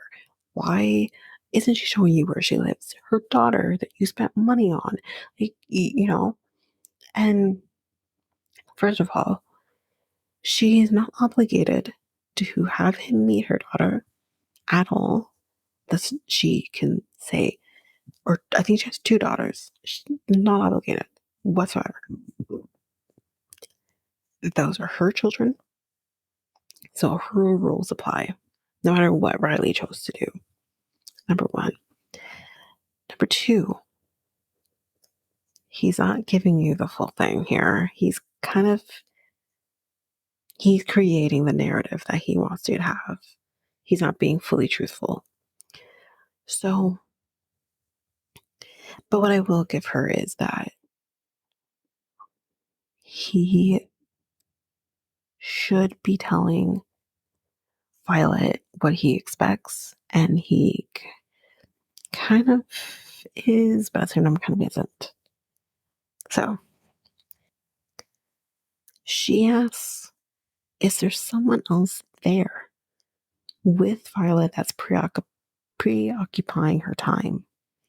And he says that, I did think about that. And I can understand this. I do. But at the same time, you got to take what she said for face value. The problem is that you completely ignored everything that she told you. So he then brings up the fact that he gave her these pearls and that she basically didn't have the reaction he expected, kind of acted like the pearls were basic. And I said, because they are basic to her. She's just not going to tell you that because she doesn't want you to think she isn't appreciative of your gift. But they are basic to her. She doesn't give a shit. She literally says, they're not rare here. Yes, it's my birthstone, but I don't like pearls. And again, it makes me wonder, did you ever have a conversation about this? I think he just surprised her with these pearls because they're her birthstone and he wanted, the thought counts. But they clearly never had the conversation. And she doesn't want to make it seem that she's not appreciative. So I can understand that from her perspective. But he clearly caught on that this ain't shit to you. So anyway, so Tiffany basically said, okay, so then we're going to need those pearls back. He said, I'm not taking them back. You don't take a gift back. And again, I have to say, Tiffany, would you say that if you gift these pearls to an American woman? Or are you just saying that's because she's Vietnamese? He says that there are other gifts that I have for her that I haven't given her. And there's one thing in particular that she may or may not get. It just depends on how this trip goes. And y'all, that's a ring. So Tiffany says, show me the ring. So he shows her the ring. And she says, looks very bandy to me. And he says, it's not a wedding band. And he tries to make this fancy and says, it's a commitment ring. No, sir, it's a fucking promise ring. And we have discussed about promise rings. You are a 48-year-old man giving a woman a fucking promise ring. Grow the fuck up. But he says that she will not get the ring unless she proves herself to him. Okay, I can get behind that. So we see Riley is trying to get a cab to a place called Independence Palace because, and this is in the afternoon, just to preface, and if you recall from the previous episode, she told him that she couldn't spend any time with him until the nighttime the next day. So this is in the afternoon. So he tells us that Violet texted him saying, meet me at Independence Palace. So she also tells him that she has changed her plans with her school, and this is why she's able to do this. So he gets there, and she tells him that the president lived, I guess like the president of Vietnam, lived in this palace. I don't know if it's actually a palace or this is what they just call it, but lived there for 20 years during the war. So I'm going to assume it would have been the Vietnamese War. She also tells us that there was a tank that somebody, I didn't catch the name, rammed into this fence. So you see the tank and you see the fence and all that. So she's really trying to immerse him into her culture, into the Vietnamese history. And so then he asks her why she changed her plans. And she says that she realized that it would have been unfair if she left him alone to do his own thing. And he tells her that he felt as if he was an afterthought. And in this moment, when he says this, she basically says, what is an afterthought? She doesn't know what this means. I guess for her, maybe this is not something that's easily translated back into Vietnamese for her in her mind. So she's like, what is that? And she's not understanding. But instead of him, realizing that she doesn't understand and actually hearing her when she says something back to him, he just keeps on going and expects that she understands him. If you're going to have a conversation with her about how you felt, which I don't have an issue with, you should be telling her how you feel. That's fine. But you need to hear her. Conversation is a two-way street, not a one-way street. And you're not hearing her clearly. So you can clearly tell she doesn't fully understand what he's saying because he says it again. I feel like it was an afterthought. And she says, thank you. She doesn't understand but because again, these are two different women, but I'm using these two as an example. You can clearly tell that Sheila's English is fairly good because she does speak a lot of English, even in the moments. Whereas with Violet, she doesn't. She speaks Vietnamese in the moments. And she doesn't speak as much English. So I don't think she's as she's as comfortable speaking English. And he needs to be a little more patient with her. But I also have another idea that I will leave to the end of this.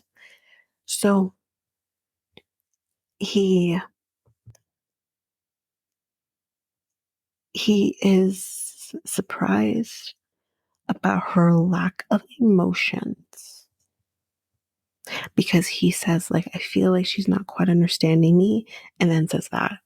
No, it's not about the fact that she has a lack of emotion. She doesn't fucking understand what you're saying. She doesn't understand that. And you take it as she has lack of emotion. No, you're dealing with a woman whose first language is not fucking English, despite the fact that you speak English. This is again another thing of, well, I speak English, so you should be speaking. No, you chose to be with a woman who lives in Vietnam who doesn't speak English maybe as well as maybe you'd like her to. So here's an idea. How about you get a fucking translator app so you can easily express what you're saying and it can then easily translate to Vietnamese so she understands what you're saying. The lack of just awareness from him is shocking. He's in his own fucking world. He's not even considering maybe what she's understanding and not understanding. And again, this is another person who, and it's so gross to me, but this is another person who clearly is very fixated on Asian women, and that's all he sees. But then you don't think about, well, maybe this Asian woman doesn't quite fully understand what I'm saying because she doesn't live in the States. He's such a fucking idiot. I didn't hate him in the beginning, but then I just slowly, very slowly started thinking to myself, this guy has problems. And I'm not saying she's innocent because she's not, but I don't like her not being heard by him.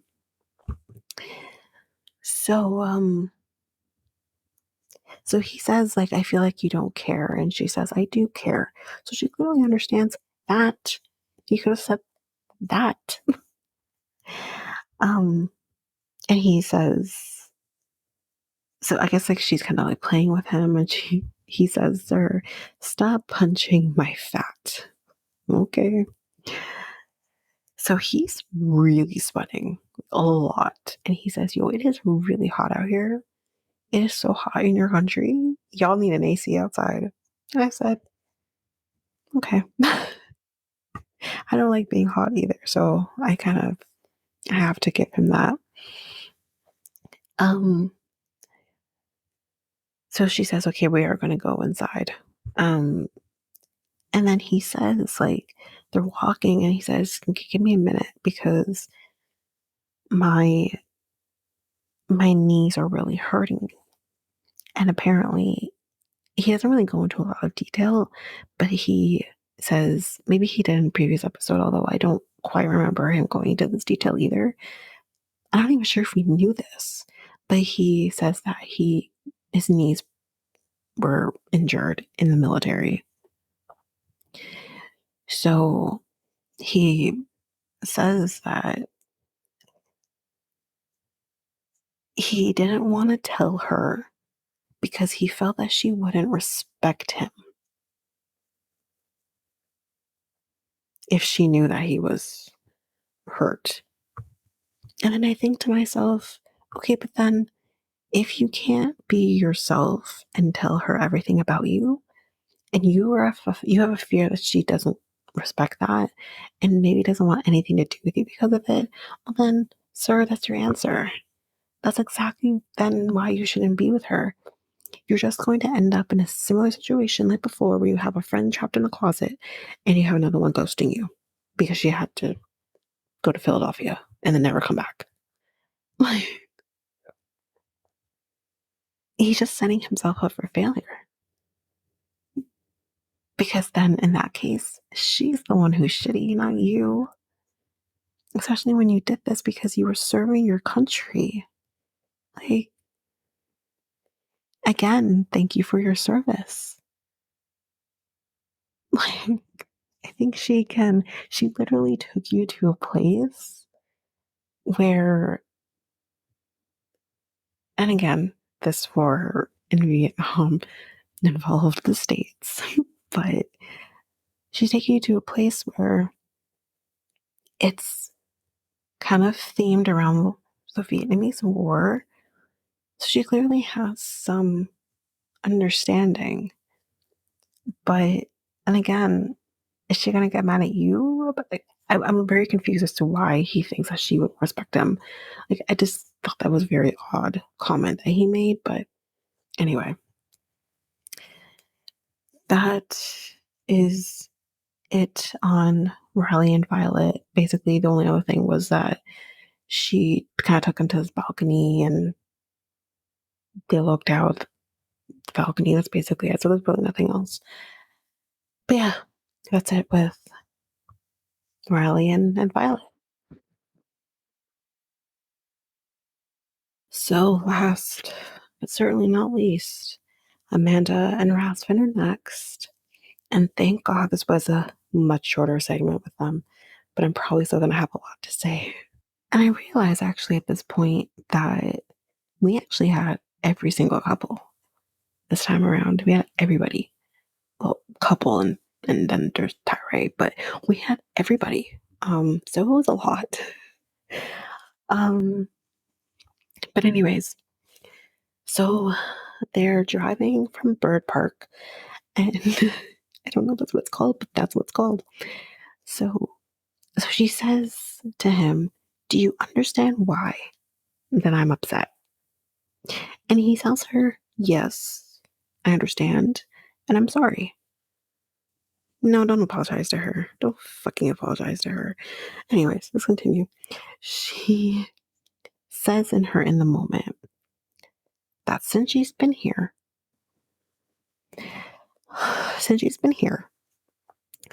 she felt that he hasn't.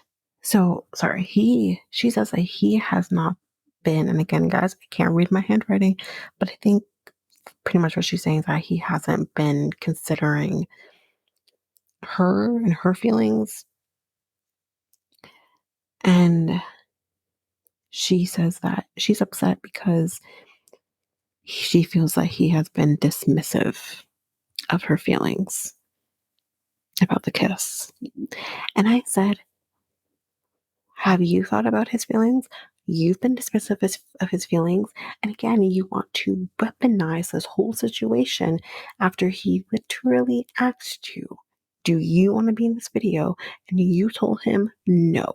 So guess what, Amanda? Shut the fuck up. You don't have a right to feel a certain way when he was literally considering you. And he thought of you and you told him no. So shut up. So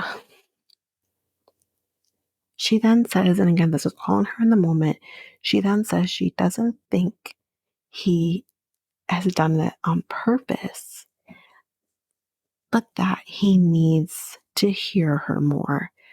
You also need to hear him more. This is not the Amanda show. This is not woe is me. You're not a damsel in distress. You're an equal partner in this relationship and you have not considered him either. If anything, he's been doing his best to consider you, but you haven't done the same for him. And he says as much, like he does say that kind of later on. So he says to her, like, not everything is in my control. And then she says, "Oh, it's not? Well, maybe you should have taken." Actually, I think I'm going ahead here, but who cares? She basically said, "Well, maybe you should have taken a business call because the business call is in your control. The kiss is in your control. Everything is in your control. You know what's also in your control, Amanda? Your thoughts and your feelings, and you acting like an adult. That's also in your control. But somehow, some way, you don't act like one. You act like you're a teenager." He then says, and I'll get into this in a second. Because I do have thoughts on this, but he basically says to her that he did all of this because he was kind of wanting to see how she reacts. And she says, "Oh, so then you're playing a game with me." to see how I'm going to react to something. And so, like, if that's what you're trying to do. So here's what I'll say. And it's not that I agree with this, but I'm going to go again from experience. There are some men who decide that they want to do certain thing because they do want to see how you react. Because then it gives him everything he needs to know. Can I handle you in this relationship? Do I see us going further than, the beginning stages here? Because if I don't, then I'm not going to waste my time or your time. Now, I've been in two fairly serious relationships, and both of them, in the very beginning of the relationship, decided to piss me off on purpose to see how I reacted. And it's dumb, maybe, because you'll see it eventually. Sure, at some point you're going to piss me off, not on purpose. But at the same time, I kind of can understand why they did that. And again, that includes my current relationship. Kind of understand why, because what if I am a Jasmine? Do you want to deal with me? What if I'm a doormat? Are you going to respect me? They want to see if, on one hand, you can control your anger. And I would agree the same would go for the other side. If you can control your anger, and then not only that, are you going to respect yourself enough to, you know, say what's on your mind as well? So I get it. But again, this is a woman who has only been really in one relationship, as we know, has only been maybe in one quote unquote adult relationship, and hasn't really experienced anything. So she's stunted. Let's be very real. She has been stunted at the age that she met Jason, which is 17 years old. And she can't look at the bigger picture. In all honesty, Razvan has more relationship experience and he's younger than her than she does. That's, just because she's been married doesn't mean that she has the same relationship experience that he does. Let's be very real. Although she's not a virgin and she has children, she's no different than Nicola because she doesn't have that life experience. She was with one man and married him, and he was older than her. I believe if we think about it, when she met him at 17, we haven't really said the quiet part out loud here, but he would have been in his 30s when he met her. Let that sink in a little bit. And again, I don't want to talk ill of the dead, but he would have been, again, like I think he was, 45 when he passed? Maybe I'm wrong with the age there. I think 45, but he would have been in his 30s. We'll give him maybe early 20s. Not early 20s, late 20s. But at the very least, he got involved with an underage girl. But we don't want to talk about that, do we? So I'm going to keep going. But I have to say that. This poor girl was stunted when she met him. But that doesn't mean that she can't, she could have still grown with Jason, and she clearly didn't. He says that he's worried that Amanda will leave him because of his career, because as we already know, this has happened before with his ex-wife. So he starts crying, and it's in the moment he does talk about, again, about the ex-wife and that they divorced after 6 months and all of that. So she asks him, why are you getting so emotional right now? And it's a fair question, so I'll give her that. He says he doesn't want to get hurt again and continues to say, And I think actually he might have said this in the moment. He says that when he loves hard. So he invests all of himself into a relationship. So he, because of that, probably just gets hurt even more so because of that. And she says, I love you, but I don't feel like you hear me. Well, Amanda, you also don't hear him.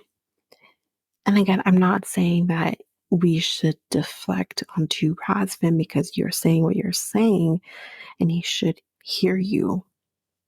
But you should also include what he's feeling because clearly y'all have emotions and you don't know how to address them. So he does say that. I do hear you. And he says that I feel like you're mean to me. So we again saw this last week. And she apologizes, which is great. Hoping she means it, but she apologizes. And she says that she was just upset. Okay. I don't know why you're upset, but okay. Like I know why you're upset. I just don't agree with you being upset. So he says, so sorry, she actually says in the moment that maybe because she's putting so much weight on this relationship that she's expecting a lot from it because she's thinking could be a future husband, a father figure, children. So she's putting so much onto this relationship that maybe she is going too hard on him. And I said, thank the Lord, you're finally getting it. But let's see if you can apply this knowledge to the relationship. So we'll see how that goes. But that is the end of Amanda and Razvan. And that is the end of the episode. So, next time on New Couple Alert, I knew there was one more coming. And I think her name is Statter or Slatter. I don't know, but Slatter, God. But whatever, we'll figure it out when we see her again. But this is our only lesbian of the season, a lesbian couple of the season. So she basically says that she met someone in England. She tried all the dating sites in the States, but she met this woman in England, and she tells us if all goes well, she'll move to England. And again, if you remember from the first episode with the season that's coming on the season, she says that she doesn't know she's going to move to England. She's unaware that's the woman that she's with. And I don't think she says her name yet, so we didn't get her name. And then we see David and Sheila. They're in bed. And they clearly had sex. And he says, was that good for you? And he said, lucky for you, I'm good with my hands. You've seen this before as well. And then Christian, we see him on the airport and we see that Cleo is waiting for him. Or sorry, I think we see him on the airplane and then we see the airport and Cleo's waiting for him. That's basically all we saw with them. And then Jasmine, we see she's calling Dane Dan. And she basically says to Dane Dan that Gino doesn't want to have sex with her. Ma'am, why are you telling your ex-boyfriend this? And he basically says that she deserves someone who wants to be with her and always. And I guess he's thinking, that's me. Oh, it's so inappropriate. And then, last but not least, but we see Violet and Riley. and they're walking. It looks like this is right after going to the Independence Palace. And she's on her phone, and he asks, "Who is that?" And he can see that it's a dude without his shirt on. I guess I don't know if this person sent this picture. And she says that he's just a friend. But he freaks out and says, you know, fuck you, I'm out, basically. And he walks away. So that's it. That's the end of the episode. Again, I realize I should probably have done this in the beginning. Just a quick announcement for those who didn't see the Instagram or Facebook post. I realized that I made a little bit of a mistake. I believe we talked about doing Bachelorette bi-weekly once we have the other shows starting with Toe and UK. So with that being said, we will be covering Bachelorette this week and next week. And then after next week, we will be going to bi-weekly episodes. And again, just to make sure everyone is aware, scheduling might be a little different next week, just in terms of, things going on and stuff like that. So we might be a little later with the episodes next week. And again, Toe starts next week. So we will try our best to make sure that we get everything out to you in a timely fashion. Still figuring out how to make that work. But once I get a handle on the next couple of weeks to see how we are with the episodes, I will be able to make sure I figure out kind of roughly when you can expect an episode. But with that being constellation, that's why you're getting this week's episodes a day early. So, but yeah, that's it for the episode. Again, if you liked what you heard, please share the gift of reality tea ×2 with everyone in your life. Also, if you liked us, you can make sure you hit that follow button or subscribe button, depending on your app's language. Please make sure you do that. Again, if you want to rate us and review us, you can do so on Apple Podcasts or Spotify. If you want to connect with us, you can connect with us on Facebook and or Instagram at realityt ×2. You can also email us at realityt ×2@hotmail.com. If you are an avid YouTube user, you can listen to us at realityt ×2. Also, we have a very beginner's website where you can listen to all of these episodes. You can also get links to our Facebook page, Instagram page, and YouTube page. All of the details for all of this will be in our show notes. So that's it for now. Thank you guys. Bye.